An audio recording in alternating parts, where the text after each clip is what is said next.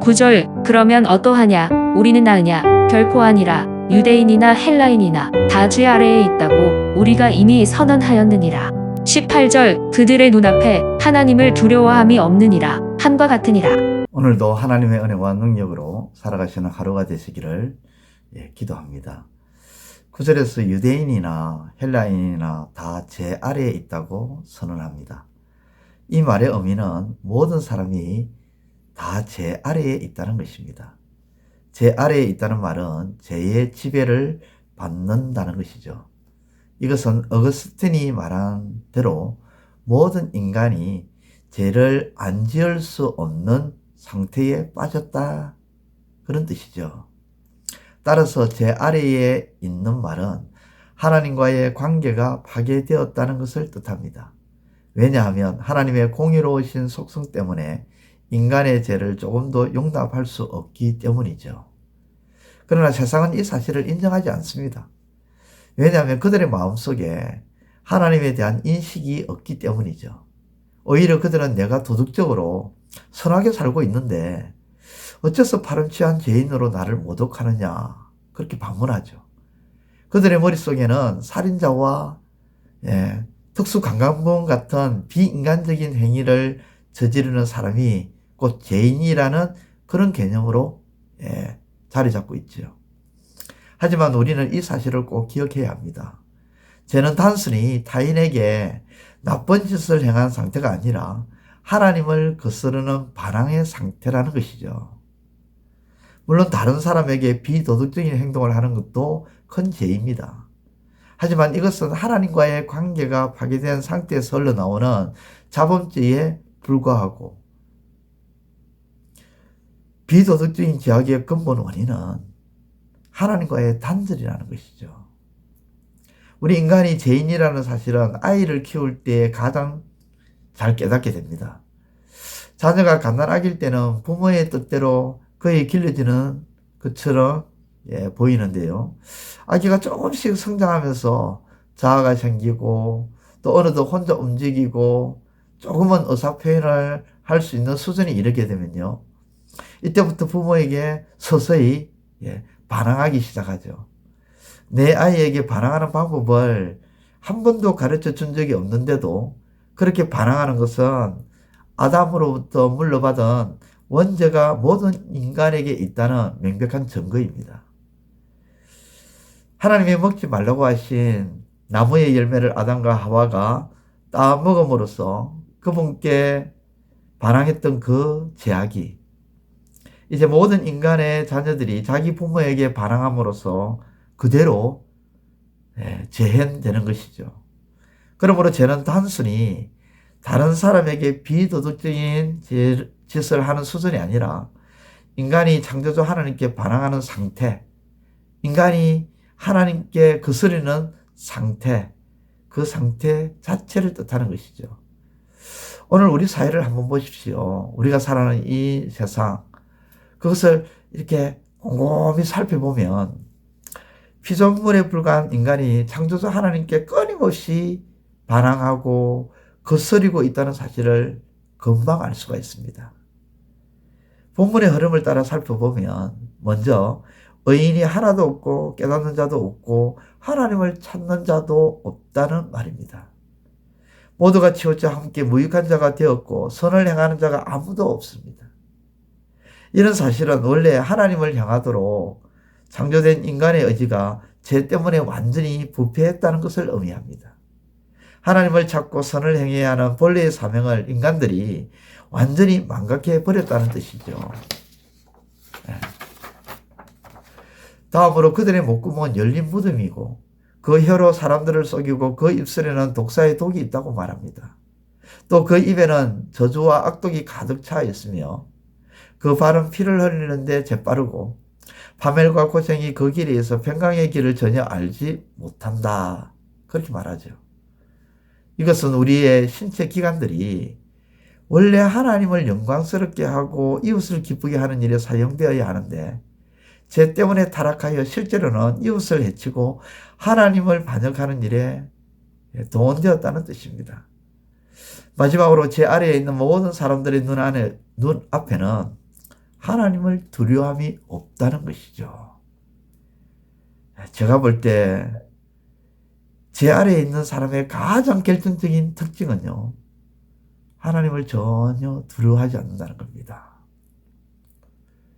물론 말로는 두려워한다 합니다. 또 개성에는. 그런데 실제로 말로는 두려워한다는데 실제 삶 속에는 전혀 하나님을 두려워하는 모습이 없습니다. 죄인은 하나님을 두려워하지 않기 때문에 자기 야망을 위해 온갖 짓을 다 합니다. 자신의 몸으로 선을 행하기는커녕 이웃을 해치고 하나님께 반항하는 일에 혈안이 되어 있습니다.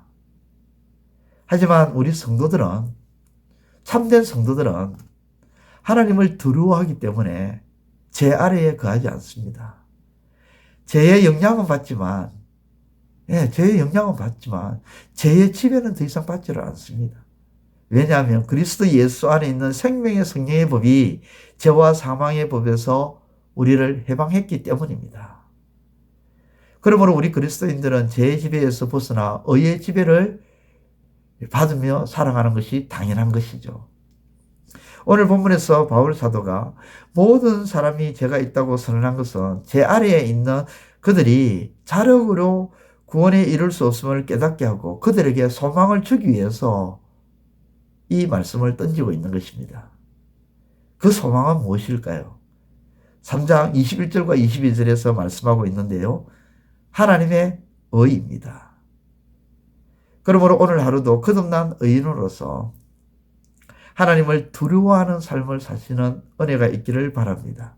하나님을 두려워함으로써 죄 아래에 있지 아니하고 죄의 지배를 받지 않는 의의 지배를 받는 하나님의 사람임을 드러내시는 은혜가 있기를 바랍니다.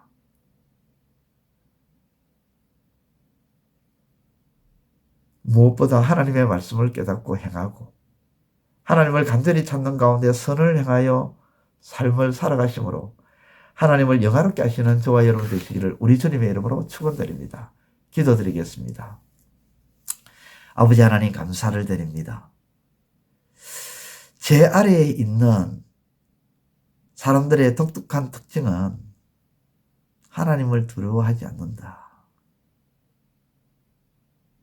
말로는 하나님을 두려워한다지만 실제적으로 그들의 행위와 그들의 태도와 그들의 삶을 곰곰이 살펴보면 도무지 하나님을 두려워하지 않는 그 모습이야말로 죄 아래에 있음을, 죄의 지배를 받고 있는 모습임을 말씀을 통해서 깨닫게 해주시니 참으로 감사를 드립니다. 그러나 참된 성도는 우리 주 예수 그리스도로 말미암아 이 죄 아래에서 벗어나 죄의 지배를 벗어나 의의 지배를 받는 삶을 살게 해주신 하나님의 그 은혜가 있는 줄 믿습니다.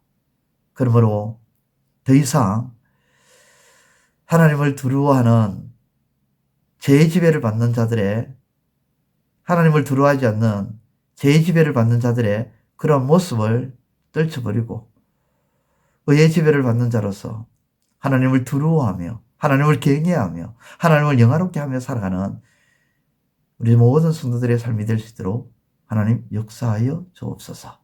예수님의 이름으로 기도드리옵나이다. 아멘. 이제 오늘 받은 말씀으로 함께 기도하겠습니다.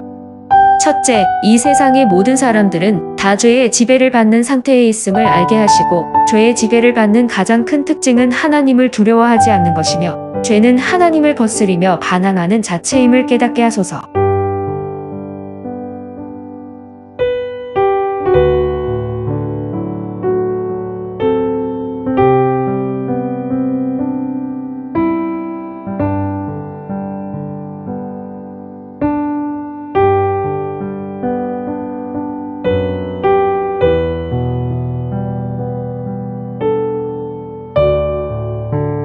둘째, 하나님께서 죄의 지배에서 벗어나는 소망, 즉 하나님의 의를 우리에게 주셨으므로 우리가 죄의 지배가 아닌 의의 지배를 받는 은혜를 입은 참성도임을 알고 하나님을 영화롭게 하는 삶이 되게 하소서.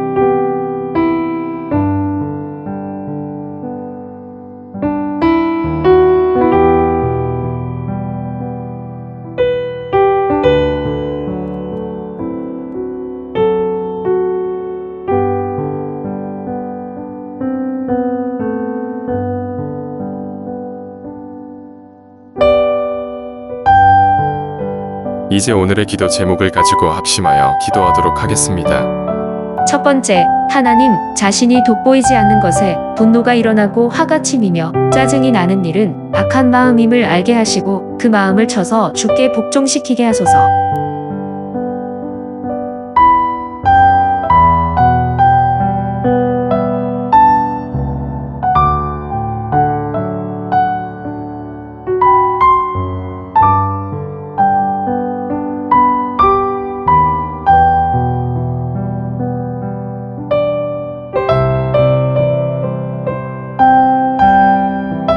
두 번째, 하나님, 어떤 일에 대해 가만히 넘기고자 혹은 슬며시 지나가고자 하는 얕은 마음과 죄된 마음을 벗어 던지고 선한 마음으로 행하게 하소서.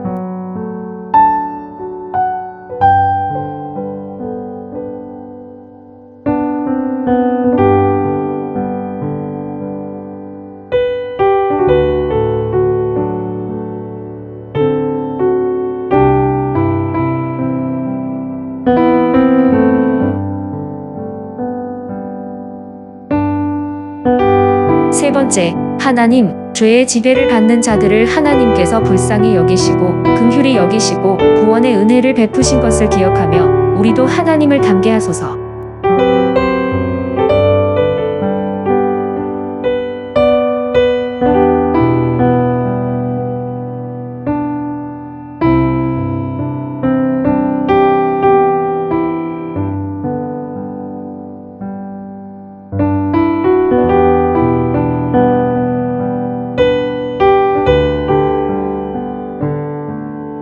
이제 개인의 기도 제목을 가지고 하나님 앞에 기도하시기를 바랍니다.